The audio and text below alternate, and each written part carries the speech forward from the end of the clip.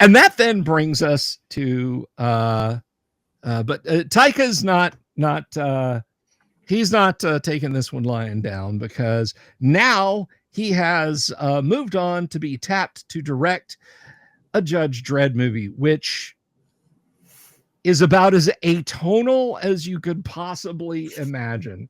Because I'm sorry, I don't think of this goofball right here who said, and I quote, "I'll fuck up your fandom in a minute flat," to Marvel Comics fans, to take a tongue-in-cheek black comedy, futuristic dystopia setting, and make it work like they did with Dredd a few years ago. But yes, Taika Waititi is directing yet another reboot of it. The Oscar-winning filmmaker of Jojo Rabbit, which is actually a very good film. Yeah. And two Thor movies has set aside on the next project. He's attached to direct Judge Dredd, a feature film about the British comic book character Drew Pearce, known for Fall Guy and Mission Impossible Rogue Nation, will adapt the screenplay. The project doesn't have a studio attached and is being shopped around Hollywood. Created in 1970 by writer John Wagner and artist Carlos Ezquerra, Judge Dredd is a law enforcement and judicial officer in the dystopian metropolis of Mega City 1. It sounds to me like Waititi just grabbed onto this because he didn't get Akira. This is like those horror movies where you have a curse, and the only way you can get rid of it is by giving it to someone else. I feel like this is the movie version. Yeah. So you have a Taika Waititi, and the only way you can get rid of it is giving it to another. Yeah, just pass them on from one film project to the next. One IP to another. But often a satire of British and American culture, the character has bionic eyes and is empowered to serve as judge, jury, and executioner in the fascist society. He first appeared in the pages of the weekly British anthology comic 2000 AD. The character made his big screen debut in 1995's big budget flop, Judge Dredd, starring Sylvester Stallone. Oh, that movie was so bad. Oh, that movie was bad. And then in 2012's Carl Urban-led reboot Dredd, which was, as they point out, it too was a box office flop, but it was good. It was really, really good. It was absolutely unafraid, and Carl Urban was like, "The helmet stays on." So anyway, yes, Waititi is going to be seeking his Waititi into Judge Dredd. No release date has been announced. I think they're aiming at 27, but again, Waititi is shopping the idea around, so who knows? We can only hope that he will go on to, I don't know, ruin some other classic like Transformers or G.I. Joe or something like that instead. Well, I mean, he should go back and make more What We Do in the Shadows. That's brilliant. Mm-hmm. Yeah, he's very good at like a certain niche of movies. Unfortunately, Brother Joe, I hated Ragnarok. And the problem with Ragnarok is, while that movie in and of itself had a lot of good points, it led directly to Thor Love and Thunder. This was what I was going to say. Like if Ragnarok had been a standalone, but as part of the larger story, the larger arc of that character, it felt like it just slipped us into Thor as comic relief. And and that's the problem. If you go like to Thor 1, he's like smashing the coffee mug on the floor, because he wants another and this and that. But it's a fish out of water situation, so we're not really laughing at him. We're laughing at the situation of a god being in a diner, not knowing how to get a free refill. Whereas by the time we get to Thor Ragnarok, we're laughing at him. And even if in Avengers Endgame, where he's Fat Thor, he sticks out like a sore thumb compared to the other characters. Like, I'm fine with Thor sort of having a little PTSD, but like to have gone so far back, no, he is supposed to be his father died. He was supposed to take over leadership of the Asgardians, and that was his story arc. And he became like some teenager living in his basement, eating Hot Pockets all day. That was no good. I mean, and he just handed it off to Tessa Thompson. By the way, Hollywood and British studios, please stop trying to make Tessa Thompson a thing. We're not buying it. No. We're not buying it. She is wooden. She is unfunny. I mean, honestly, you could have literally cut her out of Ragnarok, and the movie would have been exactly precisely the same. Yeah. And if you don't believe it, there is, I know it's on Netflix, but there was a British production of Dracula, which I think was a 3-episode series, which Tessa Thompson played in it a lot. That Dracula was, it was as if they said, what point of view we've never seen in a Dracula movie? What if there was more feminism? And for some reason, it didn't seem to play as well as they had thought. And Tessa Thompson was all up in that. I can imagine. Let me guess. Was she a strong woman who didn't need no man?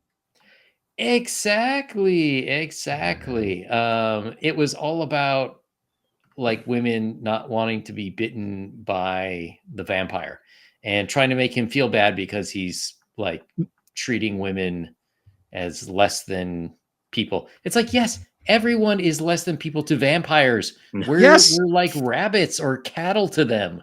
Go read early editions of Vampire the Masquerade. Yeah, it's like blood bag, cattle. No. I mean, yeah, it's not a good time with vampires roaming around. Nobody wanted to be bitten by Dracula. Nobody did. Nobody. Hello, Rabbit Wrangler and disciple of the Logos. I have to say, saying that Love and Thunder is awful but better than the Marvels is like saying that Lupus is terrible but it's better than the Black Death. Yeah, low bar there. It is it's not hard to clear that. Very low bar. It is an exceptionally low bar, and I mean, Fat Thor, ridiculous. I mean, I understand people's disdain for how Thor was portrayed in Ragnarok. Mm-hmm. When I look at it through the lens of Love and Thunder, because I personally, again, it's largely because of Led Zeppelin, but I personally still put my blinders on and watch and enjoy Thor Ragnarok, but I do cringe a little bit. And then when I watched Love and Thunder, my eyeballs want the time they spent absorbing the photons that made up the images of Love and Thunder back. They're like, you degraded us just a little bit to have that bombarding your retinas. We want that time back.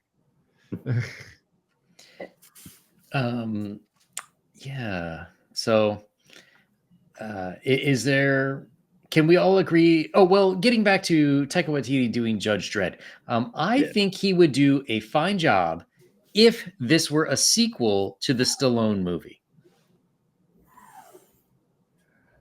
I mean, if you want to throw bad money after worse money, then yeah, I mean, okay. Because as I understand it, let me see that Danny Cannon directed that. Well, there's a name you don't hear that often. No. That movie made $85 million on $113 million, which is about today like making $300 million on about $750 million. you wouldn't work in film today. There's a flushing sound. Yeah. Yes. So I just I question whether you would want to make a sequel to a movie that bombed that bad. Has that ever been done? To make I mean, other than like, you know, a second movie that didn't do as well as the first, and then they make a third, but like an opening movie that is terrible, but the idea is there, and so someone makes a successful second movie. Okay. I can't think of one. Let's pause for just the Star Trek films. Let's pause for just a minute, for just a hot minute, and only talk about finances. I am only referring to finances. Blade Runner had a budget of $30 million. It made $42 million, which you're like, oh, you know, it made a little bit of, no, it didn't. No, on $30 million in 1982, that would have had to have been $100 million movie to have been a smash success. Well, and all of the marketing and all that kind of stuff, that's not usually it's not calculated in the budget of the movie. So that's above and beyond. And so Blade Runner 2049 or 2039 rather.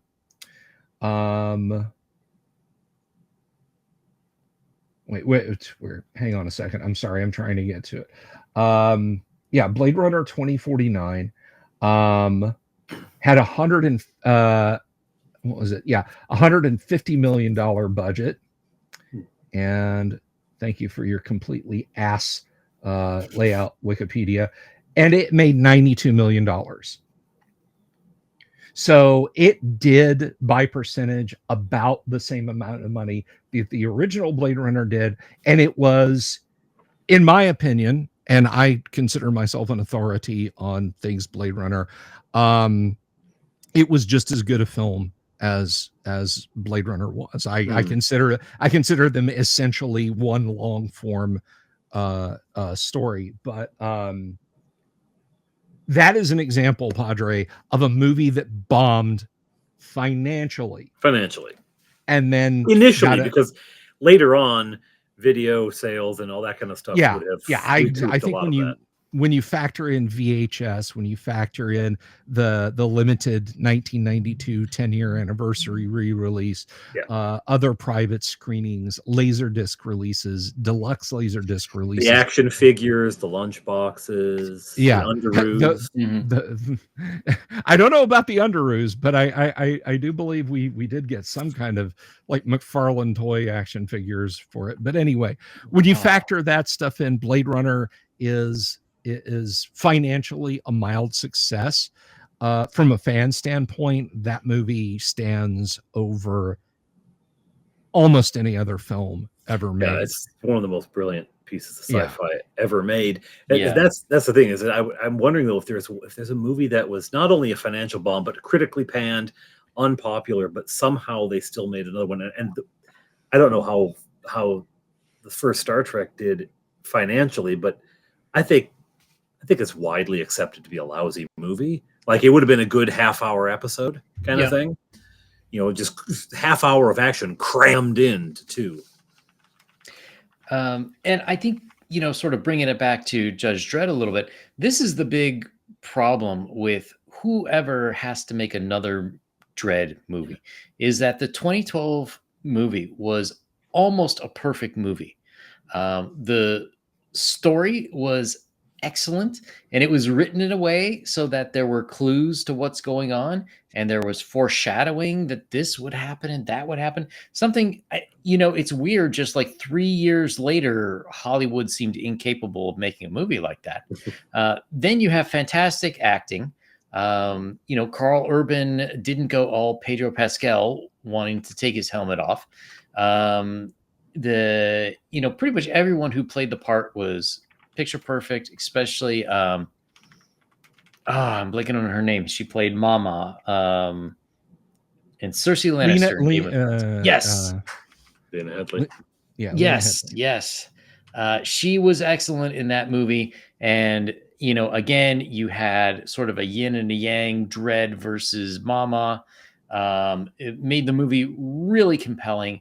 The visuals were great. There wasn't really a fantastic amount of CGI needed, except for the visuals of when they were getting high. And even that, like, it really illustrated it wasn't just there for no reason or to throw in CGI. It had a story purpose.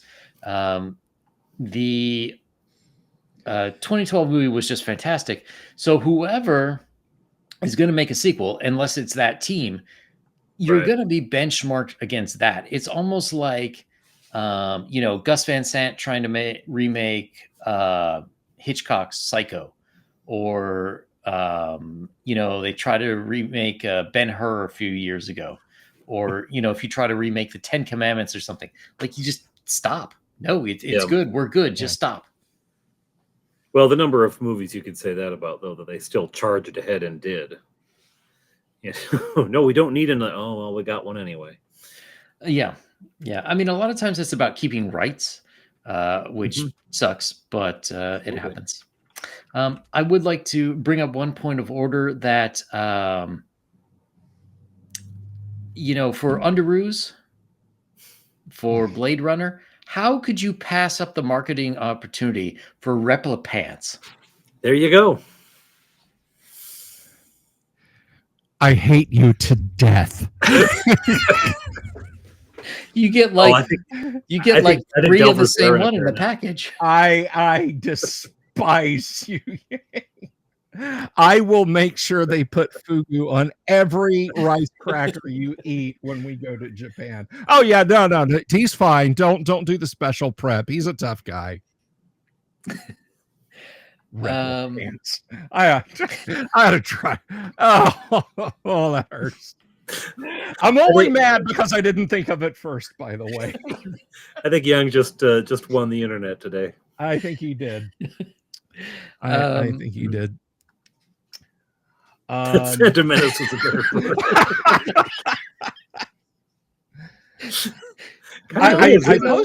I mentioned this over on X, but I said, with regard to Star Trek, Padre, we will accept bad Star Trek movies, because it's an episodic thing. You know, we grew up on 90 episodes of the original Star Trek. Some of them just literally stunk up the joint. But we watched it anyway because it was 4 o'clock. School was over, and by God, we were going to watch something and enjoy it. The other thing, though, is when did the first one come out? 79. Yeah, so everyone was so high that all they had to do was just throw some swirling colors on screen. So much cocaine. So much cocaine. Like, oh, the colors, man. You know, yeah, that's all it took at that point.